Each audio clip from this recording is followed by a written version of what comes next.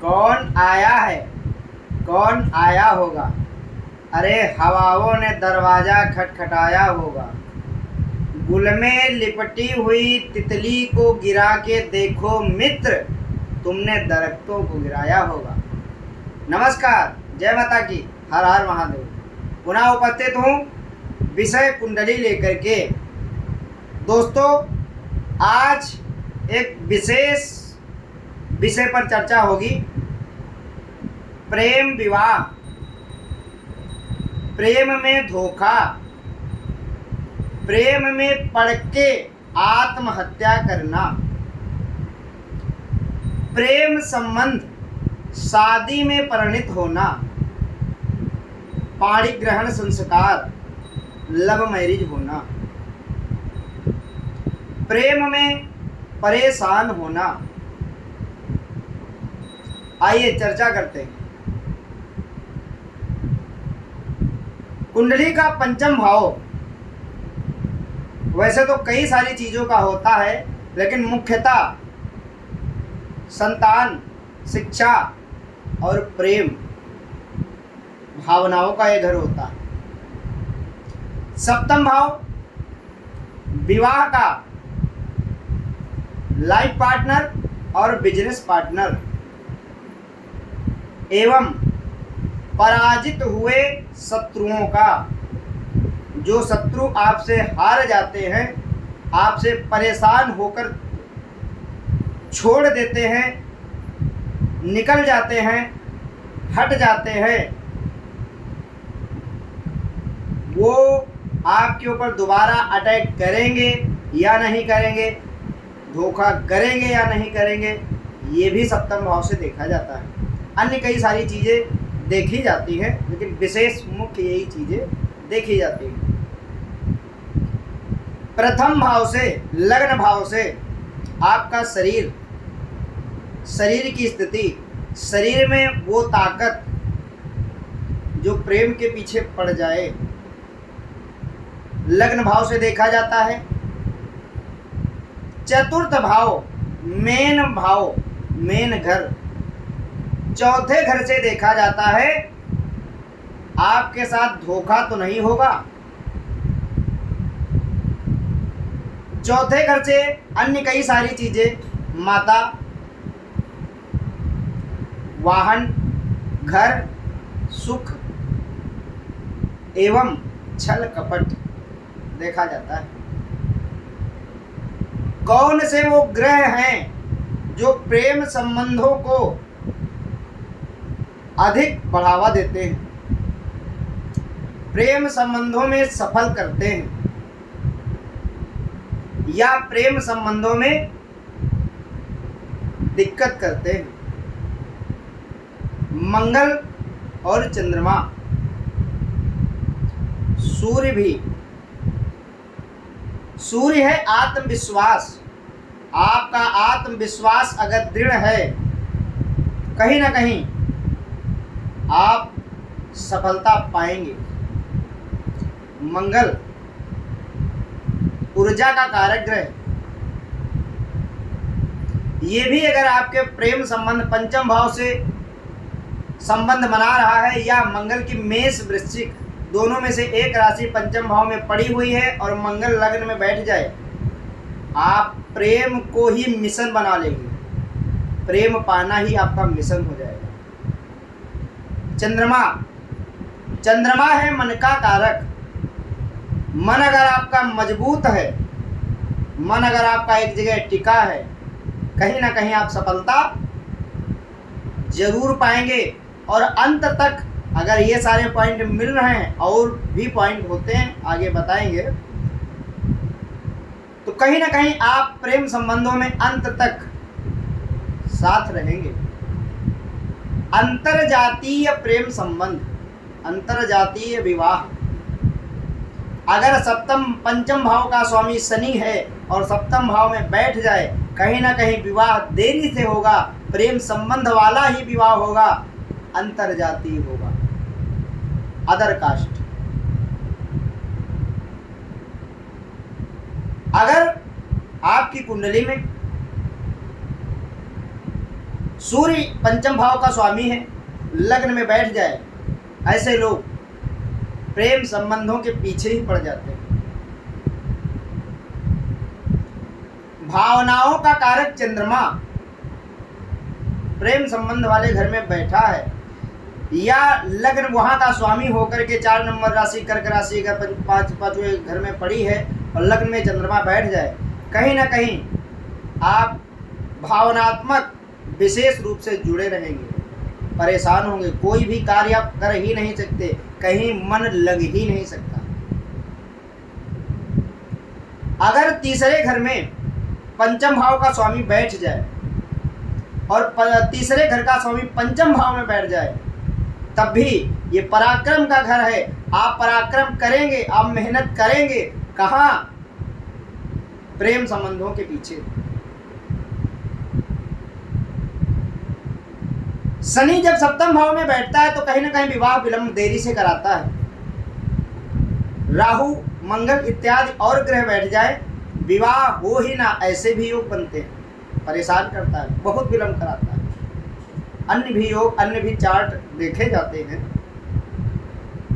लेकिन विशेष रूप से लग्न कुंडली में सप्तम भाव में अगर शनि और मंगल या राहु जैसे ग्रह बैठे हैं तो कहीं ना कहीं ये सब संबंध विच्छेद कराने वाले हैं। संबंध हो भी जाए तो तुड़वा देते हैं।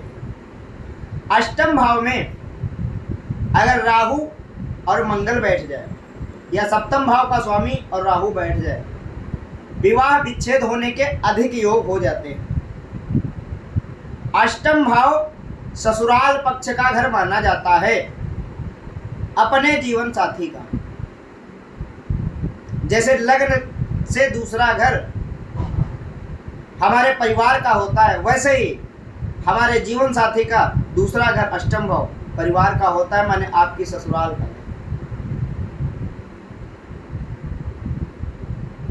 क्या आप प्रेम संबंधों के चक्कर में पड़ के बेहद परेशान हैं? कब होती है लव मैरिज शादी? पंचम भाव का स्वामी अगर सप्तम भाव में बैठ जाए, कहीं ना कहीं लव मैरिज शादी होने के योग अधिक हो जाते हैं। पंचम भाव का स्वामी नवम भाव माने भाग्य भाव में बैठ जाए, कहीं ना कहीं विवाह लव मैरिज के चांस अधिक हो जाते हैं। दसम भाव में अगर बैठ जाए, विवाह लव मैरिज होने के अधिक चांस हो जाते हैं। एकादश भाव में अगर पंचम भाव का स्वामी बैठ जाए, विवाह लव मैरिज होने के अधिक चांस हो जाते हैं। द्वितीय घर में वैसे कम माना जाता है, लेकिन विवाह होने के चांस अधिक ही रहते हैं। लग्न में बैठ जाए तब भी, तीसरे घर में बैठे तब भी, चौथे घर में बैठे तब भी, लेकिन शुभ हो। लव मैरिज में धोखा कैसे जाने? अगर पंचम भाव का स्वामी पीड़ित अवस्था में चतुर्थ भाव में बैठा है, या चतुर्थ भाव का स्वामी पीड़ित अवस्था में कुंडली में कहीं भी बैठा है, कहीं ना कहीं आपको धोखा मिलने के चांस अधिक हो जाते हैं। पंचम भाव में राहु शनि केतु इत्यादि ग्रह बैठ जाए, आपको धोखा मिलने के चांस अधिक हो जाते हैं। प्रेम एक समझने का विषय है बंधु। प्रेम तो कोई भी कर सकता है, किसी से भी कर सकता है। ये शादी वाला प्रेम, जीवन साथी वाला प्रेम अलग होता है, पारिवारिक प्रेम अलग होता है, माता पिता से भी प्रेम होता है, बहन से भी प्रेम होता है, भाइयों से भी प्रेम होता है, मित्रों से भी प्रेम होता है, जीवन साथी से भी प्रेम होता है। ये थोड़ा अलग है, यहाँ पर भावनाएं अधिक जुड़ जाती हैं। प्रेम संबंध वाला विवाह अधिक आज के समय में विच्छेद हो रहा है। क्यों? क्योंकि शादी से पहले एक दूसरे को लोग इतना जान जाते हैं कि बाद में कुछ जानने को बचता ही नहीं, बस पाने की ललक, और पाने के बाद फिर बचा क्या? जानने को तो कुछ बचा ही नहीं। आपने सारी चीजें पहले ही जान ली।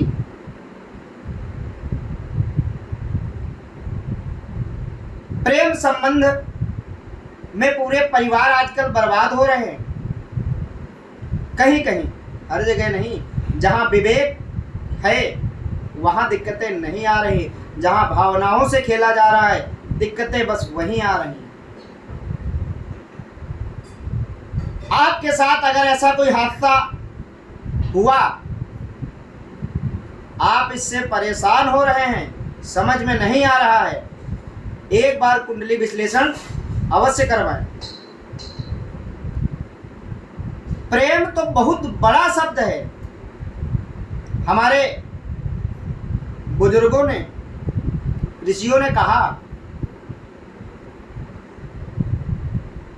पोथी पढ़ पढ़ जग मुआ, पंडित भवा न कोय, ढाई आखर प्रेम के पढ़े सो पंडित हुए। प्रेम शब्द की कोई तुलना, कोई गणना है ही नहीं। लेकिन आज के समय में उसी प्रेम को मजाक बना दिया गया है। 10-10 मिनट में प्रेम हो जाता है, 2-2 मिनट में प्रेम हो जाता है।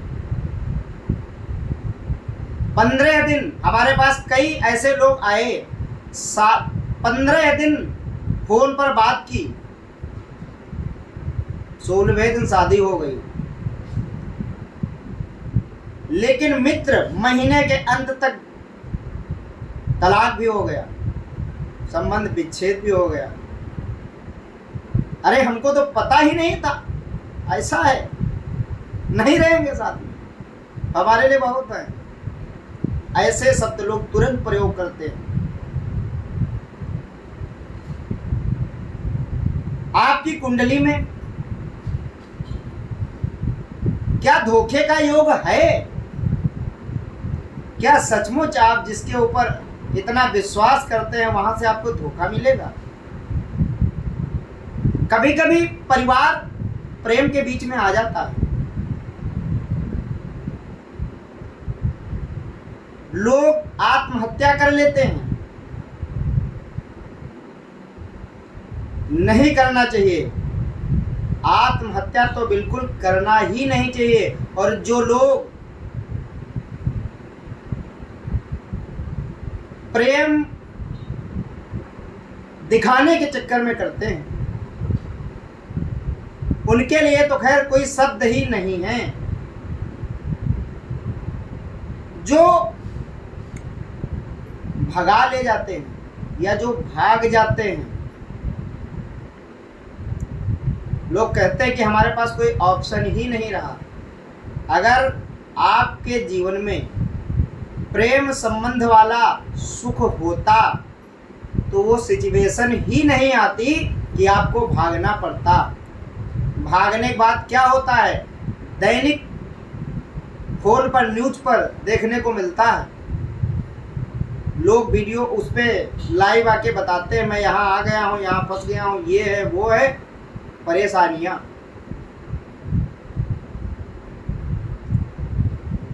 ऐसे लोगों के लिए क्षमा चाहूंगा, लेकिन एक निवेदन करना चाहूंगा। लड़का हो या लड़की, क्या आपके माता पिता आपके लिए जो निर्णय लेंगे गलत लेंगे? कभी नहीं। संसार में सबसे बड़ा हितैषी आपकी माँ, आपके पिता होते हैं। कभी भी प्रेम संबंधों के चक्कर में फंस के अपने आप को बर्बाद ना करना मित्र। ये जीवन प्रेम संबंधों के चक्कर में, किसी के चक्कर में पड़ के बर्बाद होने के लिए नहीं मिला है। इस जीवन पे कई ऋण हैं, मातृ ऋण, पितृ ऋण, ऋषि ऋण, कितने ऋण हैं, देव ऋण।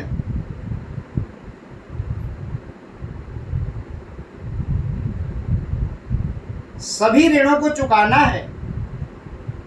देव ऋण हम कैसे चुका पाएंगे? देवताओं से हमने क्या कोई कर्जा ले लिया? जो उनको हमको ऋण, उनका कर्जा हमें चुकाना है। कैसे चुकाना है उनका ऋण? पैसा रुपया तो लिया नहीं गया। उनका ऋण धार्मिक अनुष्ठान, धार्मिक पूजा पाठ, अच्छे सत्कर्म, अपनी सनातन संस्कृति को बचा के रखना,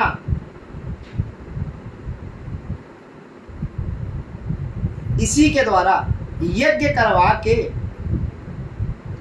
इन्हीं वस्तुओं के, इन्हीं चीजों के द्वारा, इन्हीं कार्यों के द्वारा देव ऋण से मुक्ति पाई जा सकती है।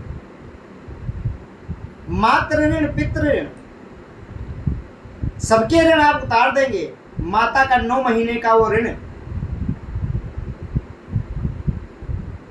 वो तो दुनिया में आप आए ही नहीं थे, तभी से माता का ऋण वहां से चढ़ने लगा आपके ऊपर। वही से ख्याल रख रही है मम्मी। तो कभी भी गलत लोगों की संगति में, गलत लोगों के चक्कर में अपने परिवार को परेशान ना करें। क्या आपने सोचा है आपके मरने के बाद, आपके जाने के बाद, आप परिवार से रिश्ता खत्म करने के बाद क्या बीतती है?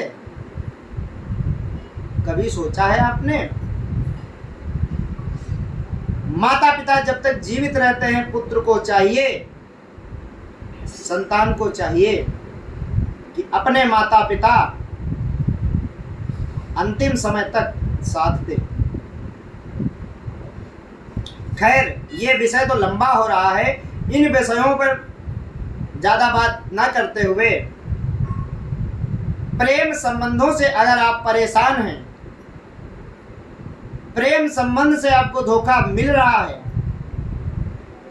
चाहते हुए आप कुछ नहीं कर पा रहे हैं क्योंकि यहां से कनेक्ट हैं, एक बार कुंडली विश्लेषण अवश्य करवाएं। कुंडली से आपका कोई आपके सर पे बोझा रखा हटा नहीं दिया जाता है। कुंडली से जानकारी हो जाती है कि आगे ऐसा हो सकता है। ज्योतिष एक विज्ञान। अगर आप सभी ने हमारे YouTube channel astro Kuldeep Awasthi के नाम से बना हुआ है ना सब्सक्राइब किया हो, तो आप वहां YouTube में जाकर एस्ट्रो कुलदीप अवस्थी सर्च करें और हमारे चैनल को सब्सक्राइब करें, लाइक करें, कमेंट करें, शेयर करें, ताकि और अधिक जानकारी लोगों के पास पहुंच सके